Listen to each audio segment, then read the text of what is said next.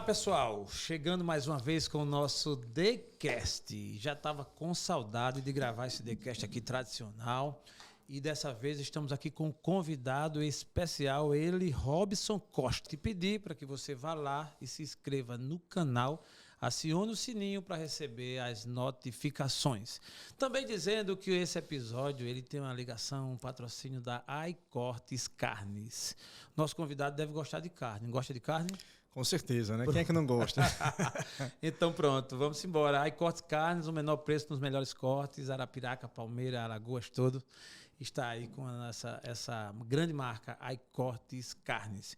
Mas para esse episódio nós convidamos Robson Costa e vem falar sobre um tema que muito me interessa, que me faz muito bem, que é sobre transição de carreira. Robson, bem-vindo ao TheCast. Eu que agradeço o convite, Jaelson. Grande satisfação poder conversar um pouco com você, trocar um pouco de experiência e aprender também, né? Vamos que sempre nós aprendemos muito e eu já aprendi antes, né? Com os seus podcasts, né? Com os outros convidados, né? E vamos conversar. Dessa vez é a sua vez, né? Nós já fizemos praticamente outro podcast aqui quando chegamos, né? Isso. Um bate-papo legal, quebrando gelo, mostrando tal. O trabalho do Robson, ele é da Absoluto Gestão Legal, um trabalho voltado de gestão ao mundo jurídico. Vários escritórios aqui de Alagoas, do Nordeste, têm feito um trabalho junto aí com o Robson. E é interessante que na vida dele, ele tem uma trajetória que marca também a questão da transição de carreira, que é um tema que eu tenho tratado, que eu tenho acompanhado. E eu começo, Robson, fazendo a grande pergunta, né? Vamos fazer aqui um misto entre o tema em si e tua vida. Mas a que se deve? Como foi que começou? Onde foi que tu foi buscar esse tema, essa linha de trabalho, transição de carreira, gestão de carreira? Cara, foi algo progressivo, né? Minha formação técnica é jurídica, eu sou advogado, passei na OAB em 2009, se não me engano. Em 2010 já montei meu primeiro escritório de advocacia, mas antes de passar na OAB eu já havia passado num concurso público. Na época era a Eletrobras, a antiga CEAL, né? Sou das antigas mesmo. E antes de terminar a faculdade, eu já tive o privilégio e a oportunidade de ter um concurso público, e isso me deixou tranquilo até para poder passar na OAB, né? Não tinha esse desespero de não ter recursos para poder investir até num escritório de advocacia. Sim. Ou que eu sei que é muito difícil hoje você se inserir no mercado altamente competitivo e com um grande número de pessoas, né, que se formam em direito. Então, iniciei minha formação acadêmica, finalizei no direito, iniciei a advocacia, posteriormente ingressei no mestrado em direito na Universidade Federal, também montei o escritório e fiquei advogando durante muito tempo, até que em 2017 apenas que nós montamos, né, a Absoluto Gestão Legal. Perfeito. Mas, Robson, tu tem uma história muito interessante, mas eu quero voltar um pouquinho à linha do tempo e imaginar o começo. Você decidiu fazer direito, advogado, mas no comecinho, tu já tipo assim, já nascesse para ser advogado ou tu pensou em ser outra coisa e de repente caiu de paraquedas, ou foi o pai, a mãe, a família e tal? A decisão de fazer direito veio de onde? Cara, eu sempre me vi, né, como alguém que gostava de falar, um comunicador, que gostava de ler, de estudar.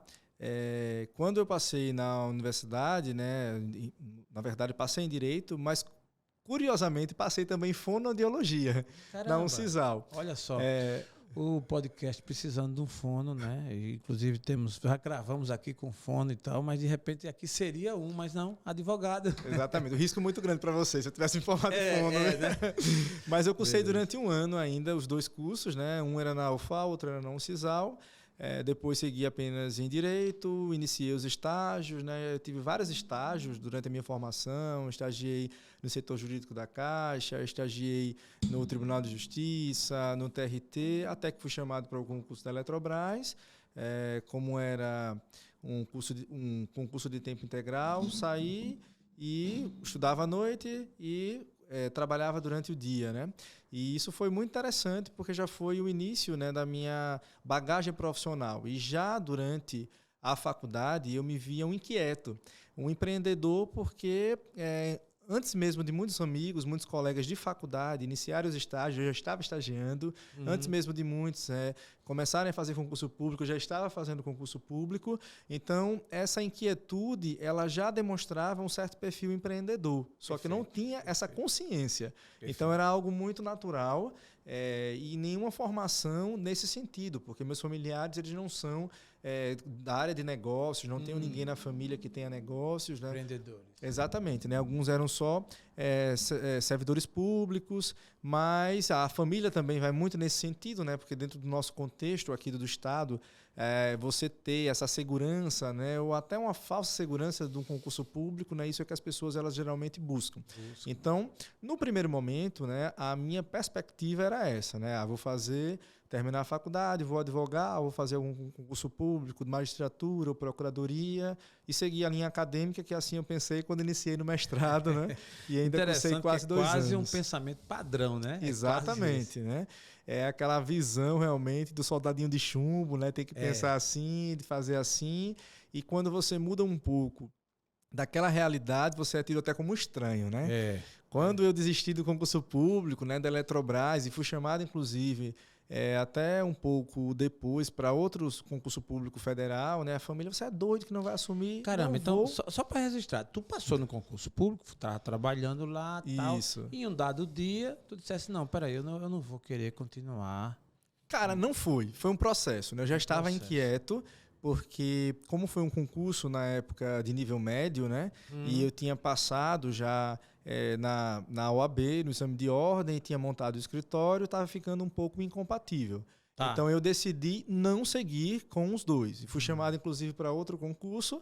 Tinha a opção de continuar estudando para concursos teoricamente melhores, né? Que inicialmente o meu objetivo era fazer ou Ministério Público ou Procuradoria, mas em determinado momento decidi não quero mais fazer concurso público. Então, quando eu decidi não quero mais fazer concurso público, eu já queria investir na advocacia, queria investir em algo que pudesse me dar essa perspectiva empreendedora, de poder, de fato, colocar em prática, né, o meu perfil de gestão, de empreendedorismo, né? Mesmo que não de forma sistematizada, que a gente não aprende isso nas faculdades de Direito. De jeito né? nenhum. E foi um grande desafio, na verdade, esse processo de transição. Posteriormente, né, eu tive que me capacitar, fiz um seminário de empreendedorismo, fiz cursos de liderança, iniciei uma pós-gestão de negócios, né, para poder abrir a mente e poder inserir o que eu tinha na minha formação técnica originária, que era o direito, né, com essa linha de gestão. Então, a gente fala às vezes, tem alguns conhecimentos, tem algumas coisas que são inatas. Eu posso dizer o seguinte, né? Você tem algumas predisposições, mas tudo é um processo de aperfeiçoamento. Boa. E no meu caso, não foi uma descoberta imediata, foi um processo. De descoberta para que a partir de então eu pudesse potencializar. Então, algumas habilidades, né? Incrível, Robson, como tem coisas que a gente vem com elas, assim, eu tenho, como você falou, eu gostei da palavra predisposição, mas nem a gente sabe bem, né? Aonde vamos chegar com ela? Pelo que eu percebi, e aí ficou claro que esse espírito empreendedor, ele pode ser explorado tanto para qualquer área da vida, né? O advogado, como no seu caso, que fez direito e você decidiu direcionar muito mais para essa visão do novo, do empreendedorismo, que pode ser o médico, que pode ser o engenheiro, qualquer outra atividade. Empreendedorismo, ele casa, pode, dependendo do gosto e da decisão, combinar com qualquer outra atividade, concorda? Com certeza. Eu até tinha comentado contigo, né, aqui nos bastidores, né, que eu participei do Conselho de Jovens Empreendedores durante um período. E no Conselho de Jovens Empreendedores eu consegui ter uma visão diferente, interagindo com profissionais de outras áreas, né, profissionais da área de administração, da área de comunicação, de marketing. Isso me deu uma bagagem boa para que eu pudesse começar a enxergar a própria advocacia sobre outra ótica. Eu lembro que em 2015, né, eu até lancei um canal chamado Sacada Jurídica, né? Caramba, que massa. Tem um pioneiro, né? Sacada Jurídica. Sacada Jurídica. Tem um pioneiro Aposentou o canal? Aposentei. Depois a gente não deu continuidade, porque foram surgindo outros projetos, né? Sim. Mas na época eu já ouvia bastante, estudava bastante. O Érico Rocha, né? Que é um grande pioneiro na área do marketing digital, do empreendedorismo digital. e eu comecei a falar sobre empreendedorismo e direito, tentar trazer esse casamento das duas coisas, né? E comecei também a oferecer, até de forma voluntária, em algumas faculdades, em alguns órgãos, né, ciclos de palestras sobre segurança jurídica para não advogados, para não profissionais do direito. Que né? massa. Que as pessoas tenham realmente essa necessidade. Né? E comecei a falar sobre algumas dicas trabalhistas, algumas dicas sobre propriedade intelectual, registro de marcas, sobre algumas dificuldades com contratos e formalização de contratos, e percebi que algo que teoricamente seria burocrático e chato, profissionais de outras áreas começaram a assimilar de uma forma simples. Era isso que no início, há 7 anos, eu imaginava e comecei a fomentar, não inicialmente para advogados, mas para profissionais de outras áreas. Sim, massa. Mas aí você começou a descobrir o nicho de advogado em que momento? Porque esse foi tipo um treino, né? Exatamente. Você fez uma base e é interessante, gente, pegando um gancho aqui no que o Robson está falando, é que tudo começa tendo um lastro. Uma Exato. Base. E nem sempre essa base, ela aparenta, ela tem as características do que o negócio vai ser. Se é feito um alicerce de uma casa, quando está sendo feito, quem não conhece de construção, principalmente, que olha e diz, o que é que tu tem a ver, né? Vê os compartimentos menores, não consegue entender e tal, mas é ali naquela fundação onde vai estar todo o plano, toda a ideia estrutural do negócio que vai ser erguido. E assim foi. Você começou dando palestra, 0800... Algumas 0800, a gente tem que investir, né? Na verdade, no início, né? Eu sempre digo, né? Às vezes a gente tem que tirar dinheiro do bolso para que depois possa ganhar dinheiro, né? Então, muito disso eu fiz durante algum tempo. Levava mesmo nas faculdades, em algumas empresas, tudo, né? Ciclos de palestras pré-formatados. É claro que eu entendia já a necessidade do público, o que é que pode ser interessante para aquele grupo, o que é de interesse deles, né? E já chegava de forma precisa. Então, Perfeito. Isso já pressupõe um certo planejamento, né, de você compreender realmente o mercado e fazer algo pontual para o seu público-alvo. Na advocacia, quando eu montei a Absoluto, eu montei em 2017, né? E a gente na época não era Absoluto Gestão Legal, era Absoluto Soluções Profissionais. E desde o início, quando eu modelei o negócio, eu pensei em fazer consultorias, cursos, palestras, treinamentos corporativos, só que era um pouco mais abrangente. Nós fazíamos também alguns eventos para empresários, alguns eventos para profissionais de área de saúde. Não só do universo do Exatamente. No início, nós tínhamos também um público-alvo maior, um pouco mais amplo, e depois a gente foi nichando. Então, eu percebi que, para mim, seria muito difícil querer, dentro desse contexto de consultorias, ficar com muitas áreas. Então, aos poucos, eu percebi que a minha experiência na advocacia, a minha visão como advogado, isso trazia uma certa identidade com o meu público-alvo. Então, às vezes, a resistência inicial que existia do advogado de receber no escritório de advocacia para o profissional de outra área, mesmo com mais experiência de mercado, de planejamento, de gestão, ele já não tinha esse bloqueio comigo. Dava abertura por ser advogado, por entender a dor. E quando a gente faz o planejamento, né, ou a modelagem de negócio, você sempre identifica o seu público-alvo e sua proposta de valor. Sim. E a proposta de valor ela tem uma relação direta com a entrega. Eu, como advogado, tinha um feeling na época, né, de fazer uma entrega um pouco mais personalizada. Então, isso facilitou esse processo de transição e eu parei desse bicho. Falando comigo mesmo, né? Se eu tenho essa predisposição, se eu tenho essa visão, se eu tenho essa experiência, se eu advoguei, se eu já tive sociedade e fechei escritório de advocacia com sociedade, se eu tive já contato com outras pessoas, com profissionais de outras áreas, né? Tenho uma visão de negócio, mas o meu forte é esse, o meu público é esse, então nada melhor do que direcionar para o meu público-alvo, né? Pensando nele e trazendo algo que seja mais assertivo. Daí teve o ingresso, né, no órgão de classe, que é a própria OAB. Comecei a me inteirar, a dar também cursos e palestras para novos advogados, uma comissão também que a gente fundou de empreendedorismo e gestão. E durante esse intervalo tive a oportunidade também de dar vários cursos para profissionais de várias áreas, né? Tive a oportunidade de ministrar cursos e treinamentos para a prefeitura, para o Banco do Nordeste. Boa. Ingressei num programa também da Casa da Indústria, né, que é um programa de qualificação e exportação que me deu a base para a consultoria.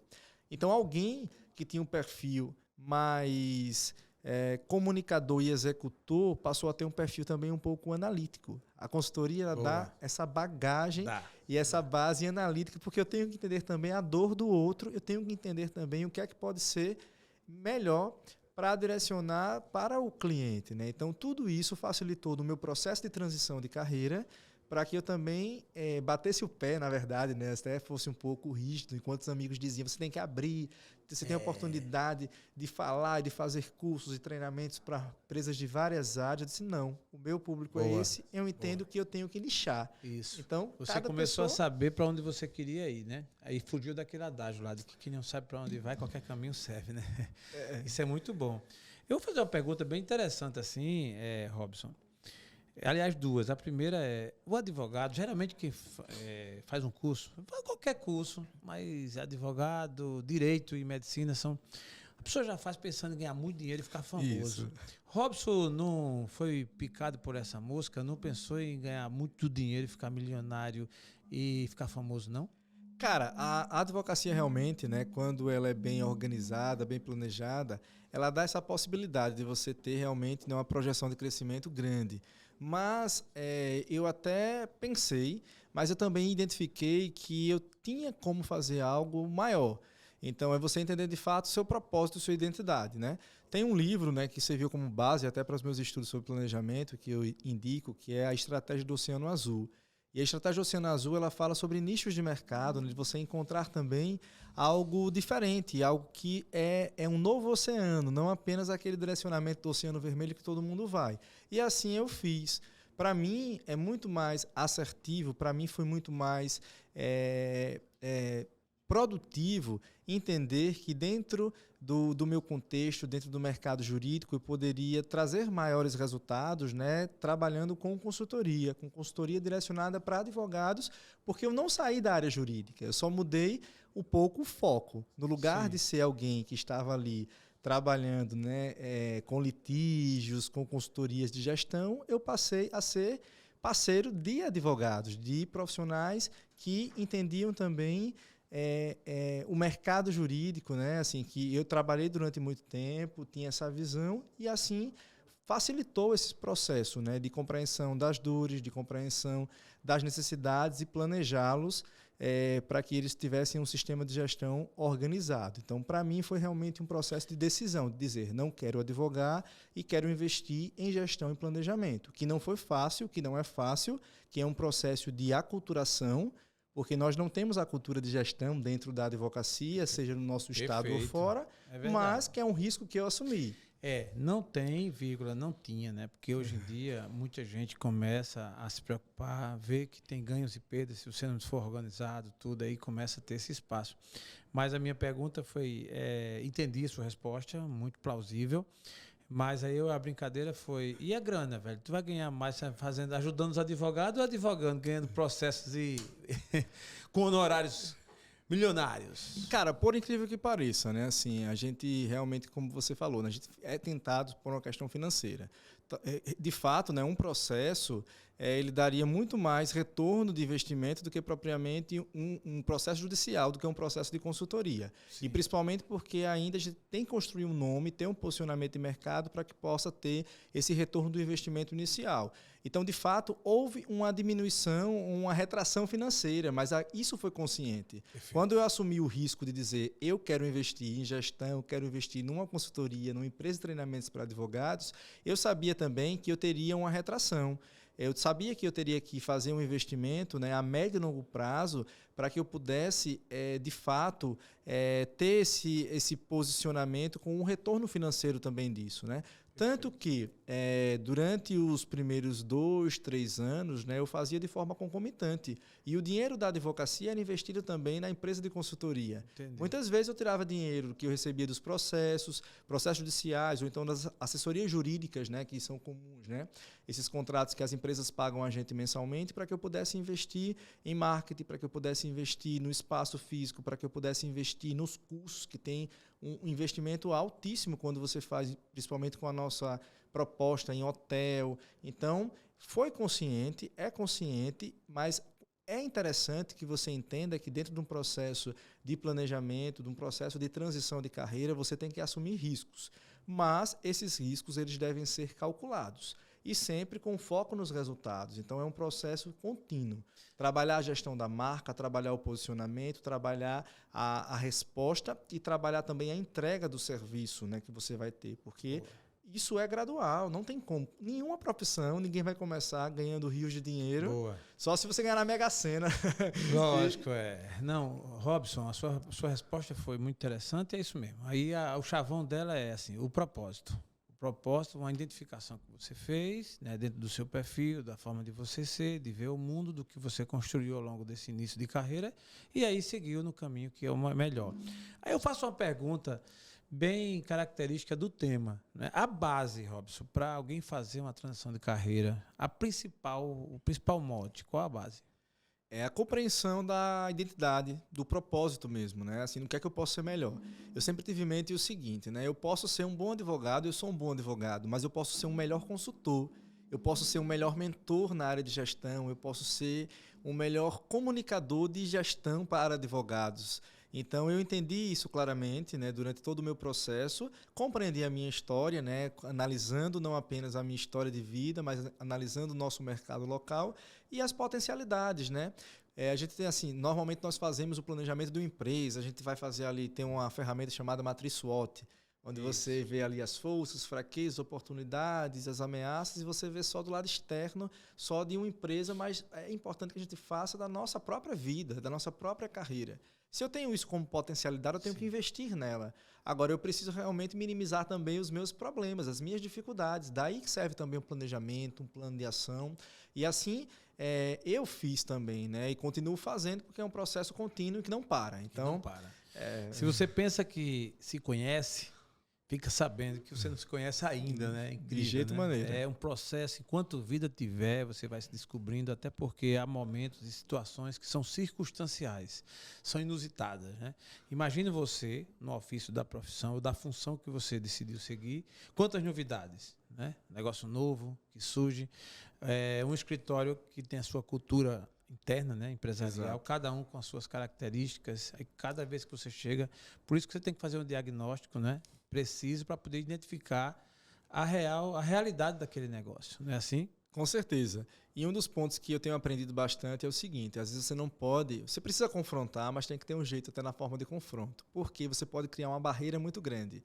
É muito difícil quando já existe uma história, já existe um processo que às vezes existem vícios também e você chegar lá, né, como consultor, como alguém externo, dizer que está errado e você tem que fazer diferente. Então, até a forma de você falar e de como você vai ajudar, ela tem que ser muito bem trabalhada. Então, antes de você fazer o diagnóstico da empresa, você tem que fazer o diagnóstico das pessoas com quem você vai trabalhar. Sim, de você entender o perfil deles, de você entender o que é que eles querem, né? Até a questão mesmo da análise de mundo das pessoas que você vai trabalhar, porque aquilo pode ser uma barreira para que você faça o seu trabalho. Sim, então, dependendo da visão de mundo que cada um tenha. Exatamente, né? A gente fala muito sobre sinergia, a gente fala muito sobre questão de conexões, mas nós precisamos entender também que isso pode ser gerado de forma mais fácil ou mais difícil, dependendo da postura. Então, a gente trabalha com pessoas, né, a gente que vive, né, e que lida diariamente, né, com vários perfis, de várias necessidades, né, a gente precisa ter esse olhar atento. E uma das coisas que eu tenho trabalhado, né, pessoalmente, até para que possa melhorar o desempenho das minhas funções, não apenas a questão do retorno financeiro, mas também o retorno financeiro, é você entender isso. Entender que para algumas pessoas eu preciso ter uma pegada mais comercial, mais assim, enfática, de venda. Para outras pessoas já é uma pegada mais emocional, e que isso não é manipulação. Sim. Isso é você entender o contexto. Plena consciência. Exatamente, né? Tem pessoas que você vai precisar conquistá-las trabalhando números, dizendo números e como você pode alcançar números. Tem pessoas que você vai poder trabalhar falando que o ambiente, o clima organizacional, ele vai ser melhor com determinado trabalho. Tem outras pessoas que elas têm uma visão mais inovadora, que você pode trabalhar para vender aquele produto ou serviço, mostrando até onde ela pode chegar. Então, essa análise acurada, né, assim, e precisa, também é gestão. Boa. Eu tenho que saber gerir também as emoções das pessoas e as minhas emoções, de como eu vou lidar com aquilo, né? Nem todas as consultorias, nem todos os processos de mentoria, né, a gente vai gostar. Sim. Mas eu tenho que saber que tem barreiras, tem dificuldades que nós vamos ter que superar, né? Robson, escritórios ou empresas que já galgaram posições melhores. É normal, faz parte do ser humano também, ter um certo nível de vaidade, né? Você, como um homem planejador nessa transição, nessa evolução da carreira, como é que você lida essa situação aí? A vaidade. É tenso, viu? Na verdade, na advocacia, né, eu sempre digo que nós temos uma profissão que ela lida com a vaidade, não apenas com a vaidade, mas com o orgulho. O orgulho ele é muito grande, né? Então a gente precisa ter uma visão realmente de mundo, uma visão até de entender também que as pessoas têm vulnerabilidade. Então uma das coisas que eu aprendi nesses últimos anos, né, nesses processos, é não fazer juízo de valor. Mesmo entendendo que as pessoas elas são vaidosas, tem um histórico atrás disso. Sim. Mesmo entendendo que, às vezes, né, um escritório que existam colaboradores, você tem ali os gestores, né, os sócios dos escritórios, nas empresas também existem isso, sócios, diretores, né, colaboradores, né, cada pessoa tem as suas necessidades, tem as suas ânsias, né?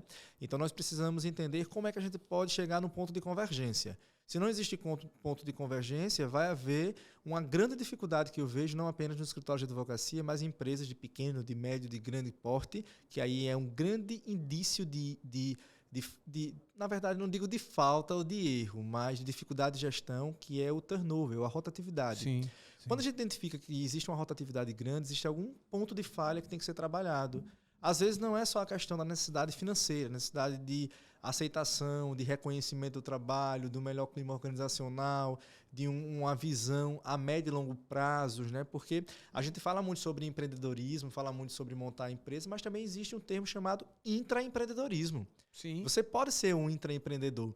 Nós estávamos conversando, né, você falando também um pouco sobre a sua carreira, sobre o seu processo de crescimento na empresa que você trabalhava, e isso é você ter uma visão intraempreendedora. Perfeito.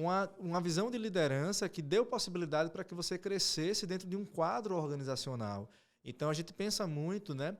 Tem que pensar, na verdade, né, nesses pontos. Né? Se eu não tenho aí o interesse de montar um escritório ou uma empresa, eu posso crescer em determinada empresa, o que é que eu vou fazer para isso? O que é que eu vou precisar de trazer de habilidades ou de capacidades, né?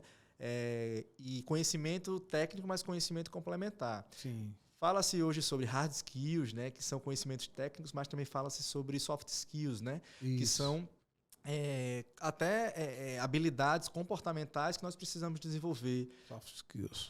Inteligência emocional, essa visão do mindset de crescimento, da resiliência, a percepção da empatia, de você entender o outro, de você também se colocar no lugar do outro, de você trazer a visão de time, porque você, para conseguir chegar a algum lugar, você precisa ter também uma visão integrada, né? Por mais que eu não tenha uma empresa grande, que eu tenha vários profissionais, eu vou lidar com terceirizados, eu vou lidar com contratados, eu vou lidar com outras pessoas. Inevitavelmente, nós somos seres sociais, nós interagimos. Então, seja para o crescimento da minha carreira, seja para o crescimento do meu negócio, seja para meu crescimento até espiritual, eu preciso entender que eu lido com pessoas e que, lidando com pessoas que têm personalidades diversas, né? Eu não tenho como controlar o outro, mas eu posso me controlar. E eu tenho assim, aprendido isso, né? Que a advocacia deu essa possibilidade, essa capacidade de análise, né? De clientes de várias áreas, né? Quando eu assim tinha essa... Desde o início da minha carreira, comecei a observar pessoas, observar reações, porque até dentro de um processo judicial você começa a observar, né, a felicidade de alguém quando você tem um êxito, a frustração de alguém quando você não tem algo tão bom. É verdade. E, cara, isso é muito importante para qualquer processo de crescimento profissional, mas também de transição de carreira. Então, a gente tem muito que ter esse olhar para o outro, mas também olhar para a gente para saber o que é que eu quero a médio e longo prazo. Será que eu vou ficar ali, sei lá, 20 anos, 30 anos, trabalhando com aquilo que vai me fazer mal, que vai me trazer uma certa angústia? Eu vou fazer aquilo que eu gosto. Mas eu só tenho uma visão empreendedora, eu vou mudar? Não. Consolida aquilo que eu tenho, eu posso lançar novos projetos. Mas eu tenho aí um processo gradual de consolidação, de entrega, de ver pessoas que estão ali realmente satisfeitas, que veem uma segurança, uma integridade. E um dos pontos que, para mim, são assim, pontos chaves, viu, Jair, sobre gestão de carreira, é trabalhar a visão da necessidade. Nesse sentido, eu tenho que me fazer necessário para o outro. As pessoas vão me querer por perto, me contratando para uma consultoria, para uma mentoria, para qualquer processo que seja, até de trabalho mesmo, numa empresa, se você não é um seletista, né? Se ela souber que você é necessário para a sua empresa, para o seu negócio. Sim. A partir do momento que as pessoas vão entender que você não é indispensável, né? Que você não é necessário, elas vão começar a ter pelo menos a visão inicial de substituição. Entendeu? É claro que ninguém é insubstituível, mas assim, a necessidade de ter você por perto, de saber que é uma parceria ganha-ganha, que eu vou crescer, que eu vou ter um ganho com aquilo, né? É importante, né? Então eu preciso trabalhar isso para que eu seja alguém que seja necessário, né, para determinada empresa, para o meu negócio, para os meus clientes, para as pessoas que estão ao meu redor. E para isso eu preciso me capacitar em vários sentidos, né? Robson, isso é fato, né? Essa capacitação, essa visão. A minha pergunta também é, no mundo jurídico, quando você fala de transição de carreira, qual é a principal demonstração de que, por exemplo, um advogado ele sai do ponto A para o ponto B? O que é que tem sido mais procurado? Porque, em tese, o advogado formou, tem a sua OAB, ele vai advogar, tem seus clientes, ele pode ter mais clientes ou menos clientes, por aí vai. Em que momento, nesse universo jurídico, as pessoas se propõem a mudar e que tipo de mudança é? Cara, eu acho que, na verdade, existe uma falta antes mesmo da formação jurídica de passar na OAB. Como os advogados ou profissionais de direito não são preparados, né, dentro do contexto do planejamento de carreira, Sim. quando eles passam na OAB, mesmo após ter a carteira na mão, não sabem o que fazer. Algumas pessoas têm algumas facilidades maiores, elas estão dentro do círculo de familiares que têm advogados, elas têm ali uma facilidade maior porque já estavam inseridos dentro de um escritório de advocacia, ou até o próprio networking, né? Eu digo o seguinte, que o networking, né, ou a rede de contatos, todos nós temos, só que Sim. alguns têm maiores facilidades e maiores acessos do que outros. Então, dentro da advocacia, isso também pode ser uma mola propulsora para você crescer ou não. Então, é importantíssimo o advogado trabalhar o seu networking. E dentro do processo de transição de carreira, eu percebo que existe uma dificuldade muito grande. Depois que você passa na OAB, você tem uma dificuldade inicial de se inserir no mercado. Muitos jovens advogados eles ficam frustrados, eles deixam de advogar. Hoje nós temos no Brasil aproximadamente 1.400.000 advogados. Puxa, 1.400.000. A tendência é que nos próximos 2 anos cheguemos a 2 milhões de advogados. Em Alagoas, aproximadamente 13.000 advogados ativos. Então, é muita gente. 13.000 aproximadamente. Então, nós temos um número grande de advogados, mas nem todos são advogados atuantes, nem todos os advogados vivem só da advocacia. Eles também têm outras profissões complementares, justamente por não conseguir sobreviver da advocacia. Então, tudo isso é o que a gente chama de ausência de gestão de carreira. Não adianta hoje você ter 2, 3, 4 títulos de pós-graduação se você não tiver uma visão do seu negócio, do seu escritório. Eu posso ser um advogado que trabalha com advocacia de massa, que são vários processos judiciais, eu posso ter um advogado com a linha mais consultiva, eu posso ser um advogado que trabalha com processo de resolução de conflitos extrajudiciais, que é uma tendência, mas eu tenho que entender qual é o meu propósito, entender o mercado local e o que é que eu posso oferecer de diferencial. Esse seu trabalho, você meio que prepara as pessoas, os advogados, para enxergarem isso. Isso, é o que a gente chama de compreensão do mercado jurídico, né? De compreensão do mercado jurídico local, regional e até nacional. Porque às vezes tem uma tendência que você vê fora do estado que pode não ser adequada ao nosso mercado local, entendeu? A internet, na verdade, né, esses meios digitais facilitaram muito, né? Porque hoje você pode estar aqui em Alagoas e oferecer um serviço jurídico no Rio Grande do Sul, em Brasília. Você pode estar aqui e fazer uma audiência em qualquer estado do país e você ter esse acesso também de informação. A dificuldade hoje não é você ter o acesso da informação, de você ter o espaço para que você possa entregar o seu serviço. A dificuldade hoje é você lapidar a informação. É de você fazer o filtro disso. Nós somos bombardeados de informação. E nem toda informação ela é adequada, válida, posso dizer até que é válida, mas nem sempre é adequada para os meus objetivos. Então eu preciso entender, será que é melhor nesse primeiro momento eu fazer logo uma pós-graduação do direito previdenciário e direito penal? Ou é melhor fazer algum curso de capacitação, alguma coisa que possa me dar uma bagagem mais prática para que eu seja inserido no mercado? Será que é melhor investir, sei lá, em alguma rede de networking, que possa me dar uma bagagem para que eu possa vender o meu produto ou meu serviço, para que eu entenda o contexto, né, de onde vão vir meus primeiros clientes, de onde vão vir também os meus novos clientes. Hoje, muitos escritórios têm buscado expandir as barreiras regionais. Robson, tenho que pensar em algum produto que eu possa vender para fora do estado, porque agora tem esse universo. E sempre eu digo o seguinte, você tem que focar naquilo que você faz o melhor, porque não adianta. Eu tenho a possibilidade de vender, sei lá, processo de registro de marca para fora do estado, mas se você é um advogado que não tem nenhuma relação direta com propriedade intelectual, vai ter uma dificuldade grande e aquilo dali não é o cerne do seu negócio. Entendeu? Por que não você focar naquilo que você pode oferecer, que seja escalonável, né? Ou que seja mais fácil, né? A entrega, do que você já pegar outro produto ou você oferecer outro serviço que não existe um domínio nem uma compreensão real. É dor de cabeça, muitas vezes, né? Sim.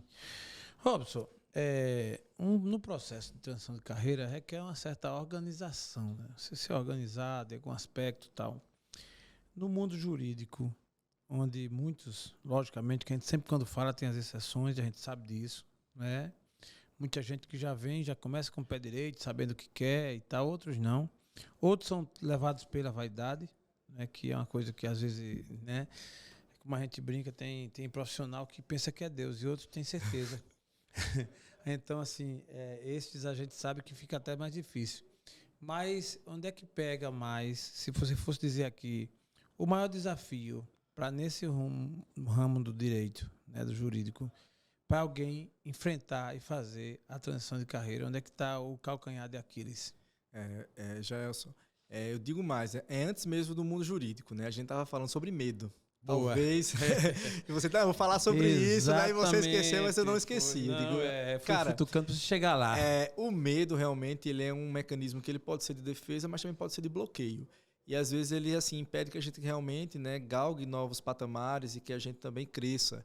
É claro que mesmo que a gente tenha alguma dificuldade, tem que fazer com medo mesmo, entendeu? Assim, eu tenho que planejar, eu tenho que monitorar, eu tenho que entender o contexto, tenho que entender o mercado, quais são as possibilidades que eu tenho ao meu dispor. Mas eu tenho que enfrentar esse medo, essas dificuldades, né? Durante vários anos, durante vários momentos da minha vida, da minha trajetória profissional. Não estou tomando isso como uma regra, é claro, né? Mas eu agi mesmo com medo, né? Quando eu decidi desistir do serviço público e não mais fazer concurso público, foi com medo. Quando eu desisti do mestrado na Universidade Federal, também foi com medo. Quando eu montei a empresa, sem saber... Ou seja, Robson também tem medo, é coisa boa. Eu recebo aqui uns convidados que eu penso que não tem medo. Tá E advogado tem medo, Robson? Tem. Por incrível que pareça, né? Alguns têm. Somos humanos, né? Temos fragilidades. Alguns escondem mais, né? Escondem mais, né? É um pouco porque o cara mais. vê o cara de terno com aquela gravata assim. Tal, implacável, né? Implacável. Mas lá Exterminador no fundo, do futuro. Mas no coração, lá no fundo, né? Todo mundo é humano. Com certeza, né? Então, o medo. Você acha que o medo é a pancada maior? Ela é a pancada maior, né? Mas ela também, assim, talvez possa ser o seu maior... o seu maior incentivo para um crescimento. Porque a gente também tem que entender, né, que é natural do ser humano, em qualquer área, qualquer profissão, não apenas na advocacia, né, vai existir sempre, cada fase das nossas vidas, nós temos desafios diferentes. E cada desafio ele é um desafio que ele é para potencializar o nosso crescimento. Então, seja para mudar, eu vou advogar em determinada área, eu não vou advogar, eu vou pegar determinado processo, eu não vou pegar, eu vou investir numa pós-graduação, vou investir no mestrado, vou seguir na carreira acadêmica, né? É natural ter o medo, né? Se nós estamos, inclusive, né, sempre nos comparando. Mas tal pessoa não tem medo. Não, as pessoas elas têm medo, as pessoas elas enfrentam, elas se planejam, elas se organizam, né? Então, mesmo com medo, a gente precisa realmente tomar algumas ações. Planejar, né? Planejamento, é claro, ele é a base para que a gente consiga ter mudança profissional e ter um processo de transição que seja menos traumático possível, mas esse planejamento ele tem que ser um planejamento com um monitoramento sistemático e você sabendo que pode ter alguma eventualidade. Se eu tiver alguma eventualidade, se eu tiver alguma intercorrência, eu preciso ter essa inteligência emocional suficiente para que eu possa ultrapassar aquela dificuldade, né? Isso até seria melhor trabalhado por um psicólogo, né? Não sou psicólogo, não tenho formação nisso, mas a gente precisa realmente entender que quando você lida com seres humanos, né, e você não pode entender como uma máquina, entendeu? Por mais que você seja racional, por mais que você tenha uma visão analítica, uma visão pragmática, mas nós lidamos com pessoas. E como você lida com pessoa, na advocacia ou qualquer outra área profissional, a gente precisa entender que as intercorrências elas podem surgir. Então, no processo de transição, no processo de crescimento, eu conheço advogados que chegaram para mim e disseram: Robson, eu não estou aguentando mais advogar. Com clientes, bastante clientes, com um posicionamento bom, com um retorno financeiro bom, e disse, não estou aguentando mais ir para fora, não estou aguentando mais ter que atender, né, fazer diligências com juízes, às vezes com promotores em órgãos públicos, eu quero realmente descansar e seguir para outros negócios. Eu digo, cara, se você acha que é mais interessante para você, como é que a gente pode melhor gerenciar? Então, se você entendeu que o seu propósito é esse, seja dentro da advocacia, ou seja em paralelo com a advocacia, ou até conciliando a advocacia com outras atividades, né? Como é que você pode fazer isso que seja de forma menos traumática, que lhe dê também um retorno financeiro para você pagar suas contas, né? Lógico. Mas que lhe dê uma satisfação, porque eu acho que é isso que todos nós buscamos, né?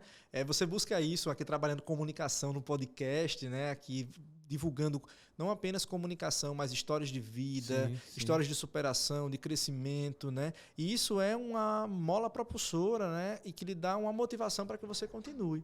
Então, mesmo sem estímulos externos, né, a motivação ela é muito individualizada. Então, nós precisamos buscar na gente realmente esse propósito, esse sentimento de pertencimento, esse sentimento de identidade para que eu possa projetar qualquer carreira profissional. Ninguém começa do ápice, né, do topo. A gente vai começar... Você falou anteriormente sobre alicerce, sobre base, né? Isso. Às vezes, né, a gente consegue construir de uma forma mais rápida. Às vezes demora mais um pouco. Mas todos nós temos mecanismos, temos ferramentas para que a gente consiga construir a nossa carreira com a nossa história. E eu sofri muito com isso, Jaelson. Né? Robson tem medo, também sofre. Viu? Lógico, eu imagino. Sofri bastante, né?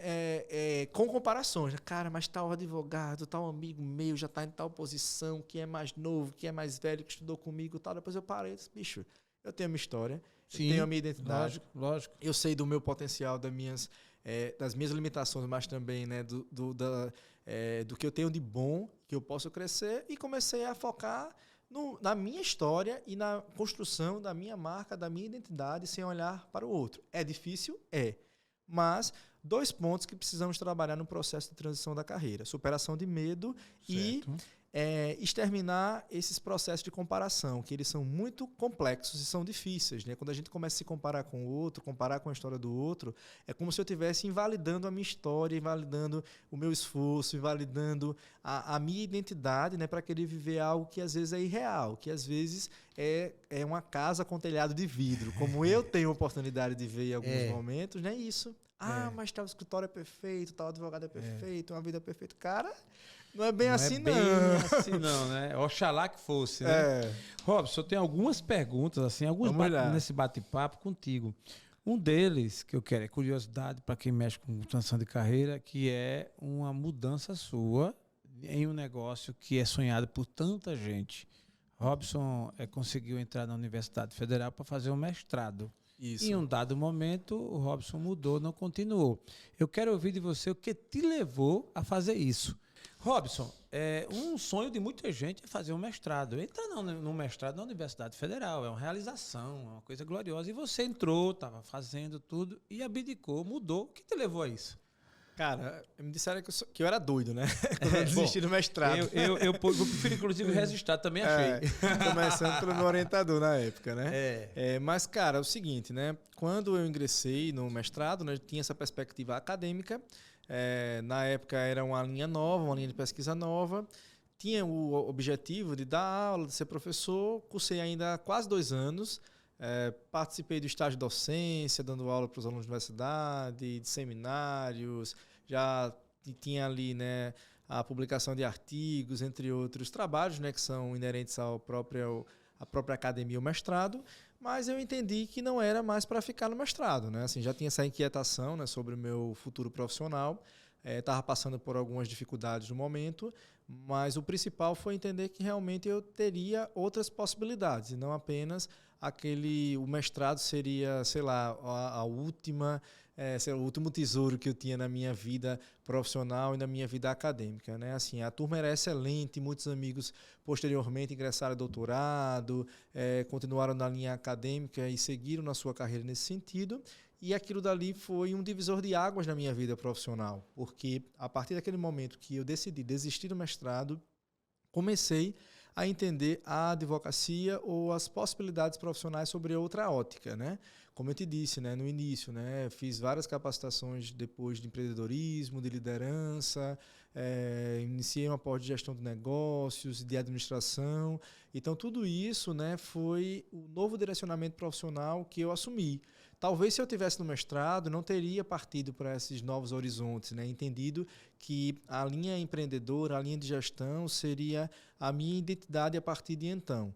Existia uma inquietação, mas foi muito também uma doutrinação, né? Eu vim, como eu falei para você, né? Vim da Universidade Federal, com os professores, com os colegas, com amigos, com familiares, falando: excelente que você, para dar aula, você tem que entrar no mestrado, que você não possa, se você não vai conseguir dar aula se você não tiver no mestrado, você não vai conseguir entrar na universidade, né?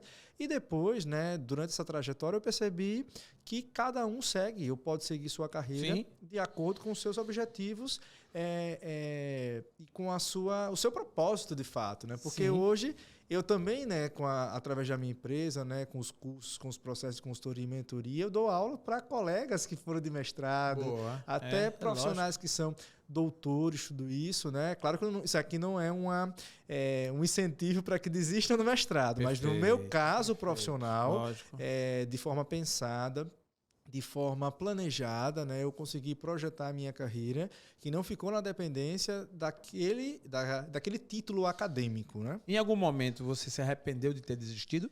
Cara, não, por incrível que pareça, nunca. Até pensei em fazer, né? Penso em fazer e quero fazer outro mestrado, mas que não é na área de direito, né? Agora já para uma linha de negócios, né? Mas assim, entendi que dentro do processo da gestão da minha carreira, né, isso não seria indispensável. Entendeu? Uma pós de gestão de negócios, como assim eu fiz, algumas capacitações e outros que eu tenho, outros cursos que eu já tenho planejado, me organizado para fazer fora do estado de Alagoas ou até fora do país, né? Se assim for possível, né? Hoje, dentro da minha perspectiva profissional, é mais assertivo e traz um retorno maior do que propriamente a linha acadêmica, porque é algo muito pontual, é algo muito acadêmico. Se você realmente quer dar aula em faculdade, se você realmente quer seguir publicando artigos, escrevendo livros com a perspectiva acadêmica, é claro que é indispensável que você esteja dentro daquele círculo, né? No meu caso, que é uma perspectiva mais prática, mais objetiva, mais para dar resultados para os meus clientes, né, para o meu público-alvo, né, algo que traga essa visão de negócio, essa visão de gestão organizada, essa visão de inovação, de tecnologia, é muito pontual e traz melhores retornos, tanto para a minha carreira quanto também para o meu cliente. Então, muito bom. Robson, com relação à Absoluto Gestão Legal, né, hoje é um trabalho que você já vem consolidando, vem crescendo, vem evoluindo. Nós temos já boas informações de que tem sido consolidado aqui no mercado alagoano, obviamente que se estendendo aí, acredito que logo, logo você vai estar no Nordeste, Brasil, não tenho a menor dúvida. Mas qual o principal produto que a Absoluto Gestão Legal entrega, né? Alguém quer te procurar, quer fazer uma transformação no seu negócio e te acha por indicação através do TheCast, que dessa vez, né, com toda satisfação você aqui. Então a pessoa te descobriu e quer te contratar, quer ver o teu trabalho. O que é que a Absoluto Gestão Legal entrega? Antes de qualquer serviço, de qualquer produto, a gente entrega valor. Eu acho que isso é indispensável, né, para qualquer empresa, ela entregar valor para o seu cliente, entregar uma consciência de gestão. Nós temos uma dificuldade que é cultural, na verdade, né, isso, né, a gente não aprende nas faculdades, empreendedorismo jurídico, gestão legal ainda. Existe aí possibilidade de reformulação nas grades curriculares, né, mas aí é algo no futuro. E nós trabalhamos com consultorias, com mentorias, com processos de transformação dessa consciência dentro dos escritórios de advocacia para advogados individuais. Hoje, dentro desse contexto, consultorias e mentorias são os produtos que nós temos, né, que entregam melhores resultados, né? Mas também nós temos cursos, nós também damos palestras, nós também temos treinamentos corporativos, né, dentro dos escritórios de advocacia, porque às vezes existe uma necessidade até de você trazer um tema pontual para determinado grupo, determinado momento, né? Até, não digo com o termo motivacional, mas até inspiracional. Né? Para você mudar aquela perspectiva. Então, hoje, nós entregamos isso, essa consciência de gestão para os escritórios de advocacia, e às vezes é um trabalho incipiente. Porque por mais que você tenha ali 5 anos, 10 anos, 15 anos de mercado, o processo de gestão ele já existe, porque ninguém fica 10, 15 anos no mercado se você não tiver um processo de gestão mínimo, mas não existe uma gestão organizada. Então, os resultados eles poderiam ser otimizados se você tivesse toda uma sistemática de planejamento, de metas, de correr atrás dos resultados, entendeu? Imagino.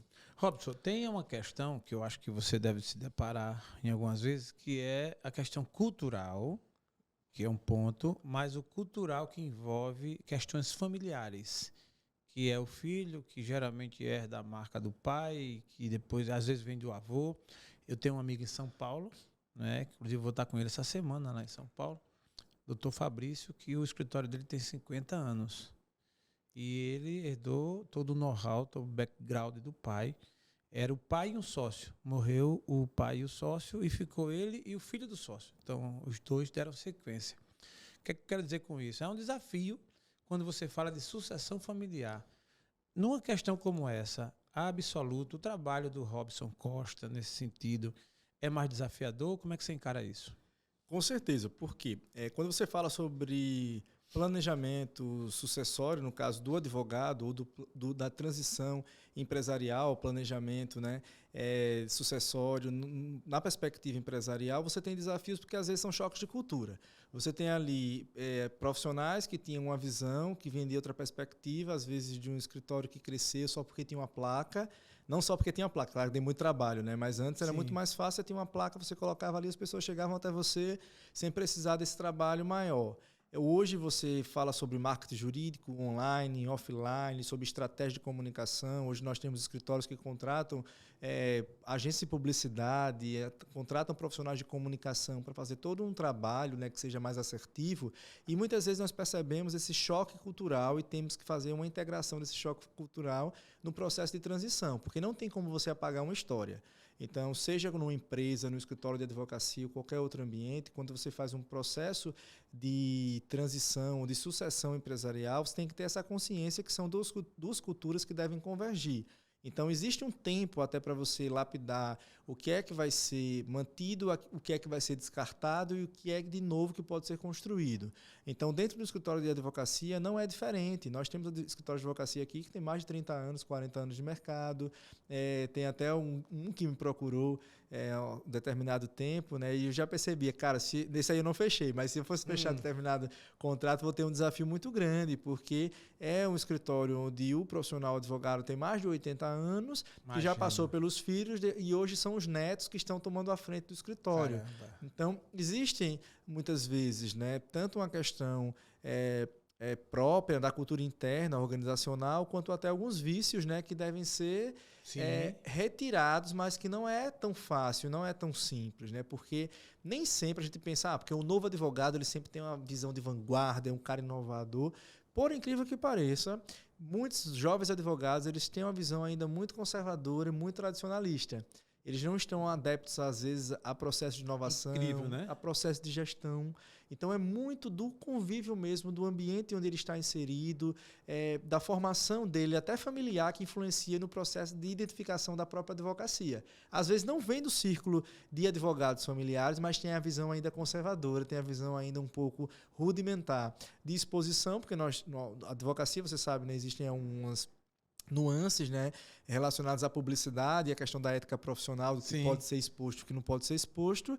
Muitas vezes existe a desinformação, que muitos advogados eles querem, eu vou me inserir nas mídias digitais, tal, vou aparecer, e às vezes aquilo tem uma sobrecarga da imagem que acaba prejudicando no lugar de fortalecer. O advogado pode ser um digital influencer? Cara, nós temos alguns advogados que são digitais influencer hoje, né? Mas aí você não pode divulgar, né? Existem algumas restrições do Código de Ética e um provimento, que é um provimento do ano passado, provimento 205 de 2001, que foi do Conselho Federal da Advocacia, que traz uma nova interpretação do Código de Ética com algumas possibilidades, né, já inseridas no novo contexto do mercado digital. De como você vai, de fato, usar a publicidade no sentido informativo, na publicidade de conteúdo. Então, no seu escritório, você não pode vender, eu vou prometer que eu vou ter êxito para você, eu não posso divulgar a questão dos clientes, do êxito de processo, né? Então, a publicidade que você pode fazer na advocacia e o seu marketing é voltado para o conteúdo, é para a informação.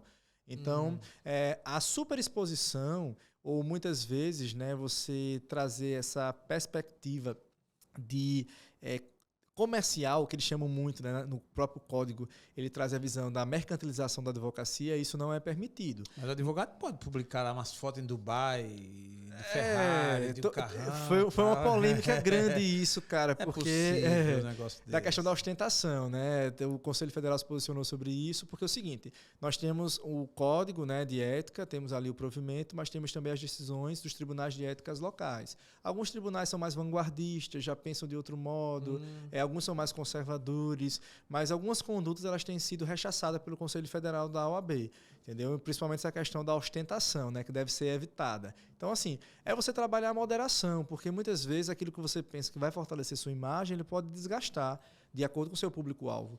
Eu falo bastante, eu tenho falado nos últimos meses, nos últimos dias, né, e com meus clientes, com amigos também, sobre a questão da gestão da marca. Gestão de imagem e gestão da marca, que é muito maior até do que a gestão de imagem.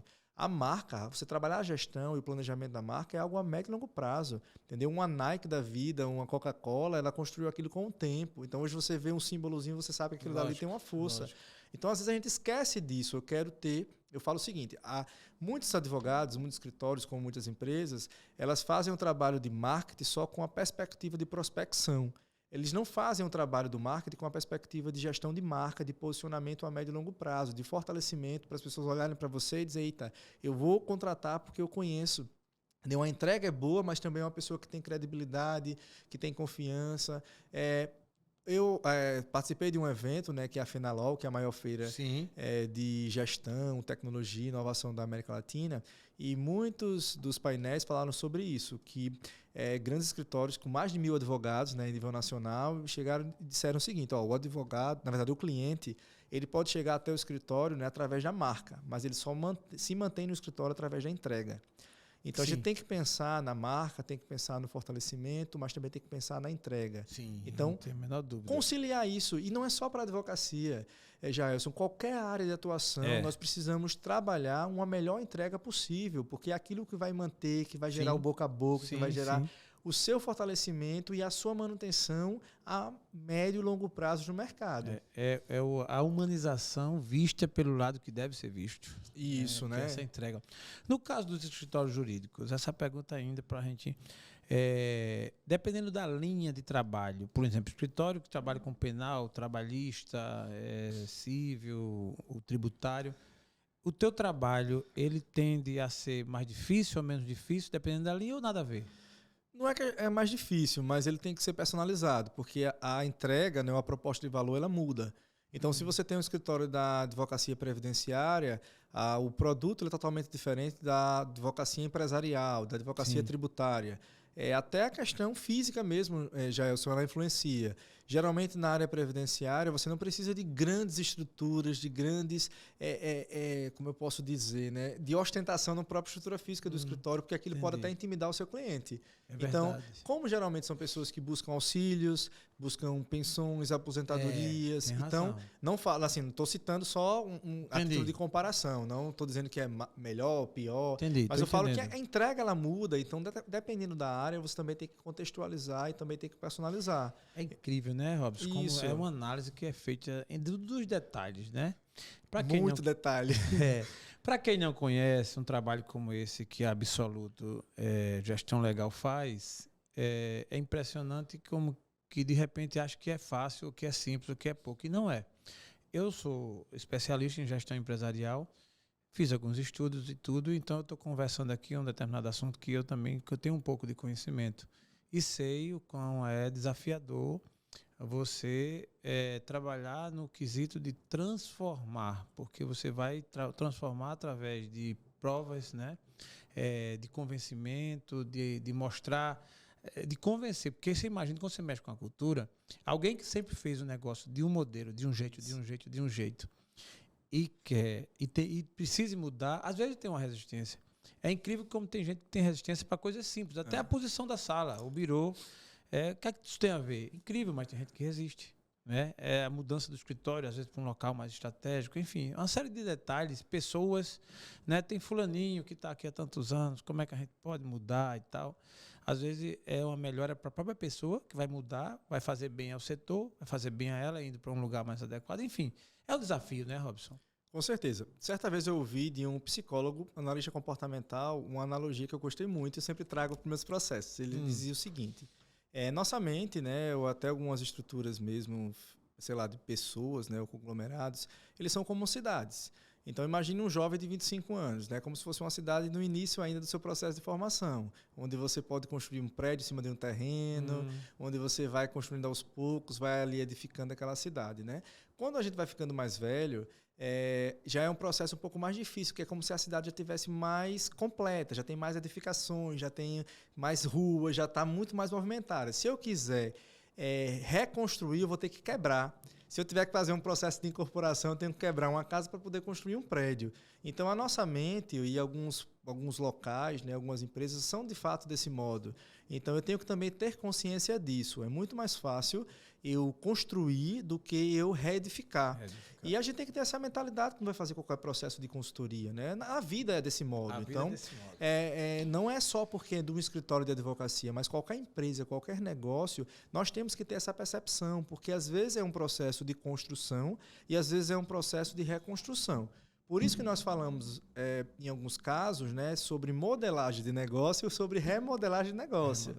E eu sempre indico o seguinte, cara, antes de você até fazer um planejamento estratégico, é importante que você faça a modelagem do seu negócio. Por quê? Quando eu faço a modelagem de negócio, eu vou entender de fato quais são as personas que eu vou fazer as entregas, né? Quem é o meu público-alvo, qual é a minha proposta de valor, quais são as fontes de receita, os canais de comunicação, os canais de distribuição, os parceiros estratégicos, as atividades principais. Então, às vezes, você não tem isso muito bem definido. Você vai fazendo, as coisas vão saindo, né? E você vai realmente indo pela motivação da maré, né? Mas você não tem essa visão sistemática. E, às vezes, é importante, porque isso é o diferencial competitivo do profissional desse novo milênio. É um profissional que ele não entende apenas da sua área técnica. Ele tem que ter habilidades comportamentais, ele tem que ter visão multidisciplinar, tem que entender sobre marketing digital, tem que entender sobre inserção digital, né? Que é o que você está fazendo hoje. Então, o que apenas as rádios faziam, as redes de TV, elas faziam há algum tempo atrás, você hoje tem um canal do YouTube onde você oferece informação, porque isso é comunicação, é conteúdo, é informação dentro de uma nova plataforma. Então, temos que entender, né, que dentro dessas novas possibilidades, o profissional do novo milênio tem que estar muito antenado, né, trabalhar a gestão do conhecimento. A gente fala sobre transição de carreira, mas tem várias coisas que são inerentes a isso, que envolvem. Né? Hoje, a pegada sua com relação à transição de carreira tem muito como base a sua transição. É possível qualquer pessoa nessa terra, se quiser, fazer uma transição de carreira? Plenamente possível. Acho que a transição, né, de vida, na verdade, ele é algo que é acessível porque todos nós trabalhamos, né, num processo constante de evolução e de crescimento. Então, enquanto eu tiver vida, né, eu posso realmente mudar. Agora, eu preciso entender até que ponto aquilo dali está sendo bom para mim. Então, do mesmo modo que dentro do contexto familiar, no contexto profissional, no contexto da sua carreira, eu preciso entender se realmente a entrega daquilo que eu faço, né, ela é algo que me faz feliz, é algo que está alinhado com o meu propósito, que está alinhado com a minha identidade, que eu posso fazer melhor. É como eu te disse, cara, assim, não é porque eu não gosto de advogar, eu não gostava de advogar, mas chegou um momento da vida que eu entendi que eu posso ser muito melhor consultor, mentor, palestrante, até comunicador, né? Que você com certeza. Tem que trabalhar. Aguardem, isso. Logo, né? logo, Robson Podcast. Vamos lá, né? Robson, o que é que te tira do sério? Cara, eu sou bem tranquilo, viu? Assim, é muito difícil, né? Eu não sei, eu não gosto de pessoas, às vezes, intransigentes, pessoas resistentes e pessoas que sejam arrogantes. Talvez isso me tire do sério, mas mesmo assim eu consigo me controlar. Porque eu não posso controlar as pessoas, mas eu posso me controlar. Então, mesmo em alguns momentos de tensão, né, eu aprendi muito a... Não é que eu guarde, mas é que eu evito e eu só absorvo aquilo que realmente que vai me edificar. Se for algo que não vai me acrescentar em nada, porque eu já ouvi cada coisa. Bicho, até uma situação bem interessante aconteceu, né? Eu jogo beach tênis, e eu tava para dar uma palestra determinada e tinha um colega também que é advogado, né, que joga beach tênis, e esse colega, eu tava para entrar para dar palestra, ele chegou para mim: bicho, cara, não sei o quê, como é que tá jogando beach tênis, tudo, né? Aí ele foi e citou bem assim, de cara, ó, você pode ser muito bom, viu, palestrando tudo isso, mas de beach tênis tu é ruim, viu, cara? Mano, eu escuto isso direto. Exatamente, né? Mas foi engraçado, cara, vou dar uma palestra, tô chegando aqui agora, o cara poderia ter um pouquinho mais de sensibilidade, ele vai chegar ali para irritar, e eu fiquei super irritado, mas depois eu guardei, pô, tá bom, tá certo, obrigado pelas dicas, tá, o cara vai engolindo seco, tudo, né? Mas assim, é interessante que às vezes a gente não sabe, né, as palavras, né, o poder que ela tem na vida das outras pessoas, né? Para mim, eu sei lidar muito bem, normal e tudo, né? Porque você lida com pessoas e tem que estar realmente aberto, né? E nem todo mundo pode pensar igual a você. Mas às vezes uma palavra que você dá para o outro, que poderia ser para motivar, para edificar e para crescer, ela acaba até as palavras têm poder, não tem? Fazendo o sentido inverso, né? E eu falo isso porque às vezes nós precisamos também até no processo de transição de carreira. Sim. Porque às vezes a gente espera, sei lá, de uma esposa, de um filho, de uma mãe, esse incentivo da mudança, né? E às vezes as pessoas não têm. E uma coisa que eu aprendi foi isso, nem sempre, né? Até das pessoas mais próximas, pessoas que nós amamos, num processo de transição de carreira, a gente vai ter as palavras, né, ou os estímulos que nós esperamos. E eu também trabalhei muito isso, porque já tinha compartilhado aqui antes, né? Quando desisti do mestrado, quando desisti do concurso público, tudo, a minha família, as pessoas próximas, elas não entenderam e não aceitaram, e eu acho plenamente não era por maldade, cara, não por amor, por proteção, tudo, né? Depois eles entenderam o quanto foi bom para mim tomar essa atitude. Então, às vezes nós precisamos tomar algumas atitudes, né? E nem sempre imaginar que as pessoas que estão próximas, elas não estão querendo o nosso mal. É porque realmente elas têm esse instinto de proteção, mas eu acho que a nossa mente, né, se a gente tiver realmente um propósito, um planejamento, tiver uma organização e souber o que a gente quer trabalhar, ou pelo menos, né, uma diretriz daquilo, né, a gente tem que ser firme, né, tem que enfrentar o medo, tem que correr atrás e tem que fazer acontecer, porque senão, cara, eu vou ficar estagnado o tempo todo. E vou, como diria o Raul Seixas, ele fala, né, que fica com a boca cheia de dentes esperando a morte chegar, né?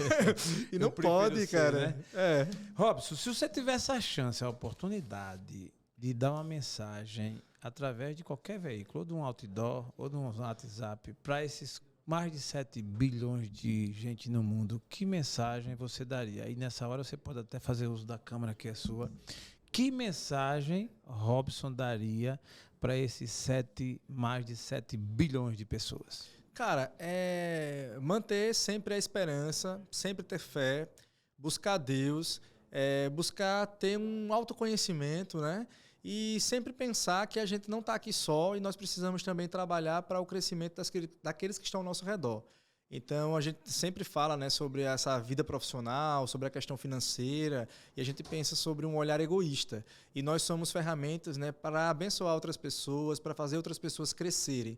Quando a gente muda a nossa ótica, o nosso pensamento em relação ao mundo, a gente tira a visão egoísta, a gente começa a pensar nas outras pessoas e a gente vê realmente um ciclo de mudança, né? De mudança ao nosso redor. Nem sempre as coisas vão ser como nós imaginamos, nem sempre vai ser como nós queremos, mas ter essa segurança, ter essa paz, ter essa certeza, né? Que Deus está conosco, que Deus quer o melhor da gente, que eu preciso me conhecer e que eu preciso também trabalhar para que outras pessoas elas cresçam que estão ao meu redor. Eu acho que isso é o que basta. É o que eu sempre falo para as pessoas que trabalham comigo, né, para minha esposa, para minha família, né? Eu acho que ninguém cresce só, ninguém é feliz sozinho.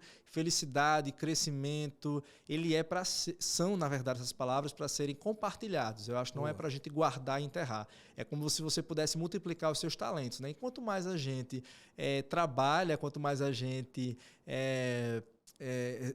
exercita, né, nossos talentos, eu acho que a gente multiplica. Eu vi isso na prática, assim, não que eu esteja no estado, né, numa situação de ser o ápice da minha vida, nada disso. Mas para esse momento eu acho que eu sou satisfeito, eu sou feliz, eu sou grato. Boa. E eu acho que esse sentimento é o que eu guardo, que eu vou sempre guardar, que eu vou sempre manter, independentemente da situação, da dificuldade. Mas eu acho Independente do presidente. Do presidente, do governador, seja lá de quem for, mas a gente manter essa integridade, né? Eu acho que é isso ser íntegro, e isso é manter uma identidade, e isso é manter uma coerência, né? Porque eu acho que a gente vive numa sociedade, num mundo que ele é muito incoerente, ele é muito instável. É verdade. E eu acho que temos que buscar essa constância. É verdade. Mas antes de terminar o nosso TheCast, que já está na reta final, eu só quero lhe fazer a última pergunta, que aí eu fiquei curioso. Robson Costa, ele joga beach tênis bem mesmo ou não? Agora eu fiquei curioso. Vou ser sincero, não jogo. É um processo que eu acho que eu ainda vou ter que passar alguns tempos. Você não gostou do que eu vi, porque de fato não joga bem. De fato, mas foi bom, porque senão eu vou planejar e vou mostrar, vou trabalhar, vou executar, vou melhorar e um dia eu chego a jogar bem. Eu já tive, Robson, esse problema também com futebol, né? Às vezes que eu tentei jogar, realmente eu me convenci de que se tiver alguém que jogue pior do que eu, pode matar que é um bicho. Ixi. Porque é impossível alguém jogar pior do que eu. Pelo menos eu no futebol. Já o Robson no beach tênis, ele se convenceu de que também não é essas coisas todas não. Né? Ainda não chegou a ser um trauma, né? Mas todo o processo aí, né? De mudança e transição, né? Do jogador ruim, quem sabe chegar ali no nível intermediário, né? Pelo menos intermediário, né? Eu confesso a você, cheguei aos 50 e já me desenganei. Né? Então, assim, eu pego na bola somente mesmo para fazer raiva quem tá perto, né? Aí isso é uma coisa que eu faço bem feita. Mas, muito cara, quero te agradecer pela sua presença aqui, foi muito legal, tem um conteúdo muito bom. Acredito muito que o seu trabalho ele vai além de apenas o técnico, de apenas negócio, business. Ele vai também, ele entra no contexto da transformação de vidas, do despertar, do ajudar, do recomeço, né? Porque sempre que alguém para exercitar um trabalho como esse, ele termina se reencontrando, se ajustando, e às vezes não é só a questão do ganho financeiro. O ganho financeiro também, mas o ser humano se encontrar e estar bem consigo mesmo é uma vantagem muito grande, não é isso? Com certeza. Com você a palavra para as suas considerações finais e agradecimentos. Agradecer a oportunidade, o privilégio. Foi muito bom para mim, é um momento leve, um momento que também eu aprendo bastante e me colocar à disposição para você, à disposição para a sua audiência, né? O que quiserem. Minhas redes sociais estão disponíveis, estão abertas. Quem quiser achar o Robson nas redes sociais, acha onde? robsoncosta.pessoal, Absoluto Gestão Legal. Temos também nosso blog, né, www.absolutogestãolegal.com.br, e estamos sempre à disposição para falar sobre gestão, negócios, carreira, advocacia, falar sobre a vida, espiritualidade, o que quiserem. Muito e dentro das minhas possibilidades e da minha pouca experiência de vida, estou aí à disposição. Não é tão pouca não, viu? Ele fez como eu, ele tirou o cabelo, que é para ninguém ver. Tô brincando, ele é bem mais jovem aí, eu cheguei nos 50, tu tá no 3.8. Isso, assim? Exatamente. Homem não tem delicadeza de perguntar se pode dizer ou não. Tem problema não, né? Geralmente a mulher eu peço licença, fico cheio de dedo, mas a gente, né? Robson, muito obrigado, cara. Prazer em ter você aqui. Que agradeço. E que você continue nessa pegada aí, fazendo seu grande trabalho. E esse episódio chega ao fim, agradecendo a você que nos segue, a você que nos acompanha, a você que está nas redes sociais com a gente. Quem não segue a gente ainda no YouTube, por favor, vai lá, se inscreve e manda para as pessoas que você conhece. E também dizendo que esse episódio tem um patrocínio da iCortes Carnes, o menor preço nos melhores cortes. Você que gosta ou não de carne, visita lá nossas redes sociais da iCortes, que você vai ver lá o que é corte de primeira qualidade. Ok? Muito obrigado a todos vocês que nos acompanham e até a próxima, se Deus quiser. TheCast, agora com a nova pegada. TheCast, agora mudou.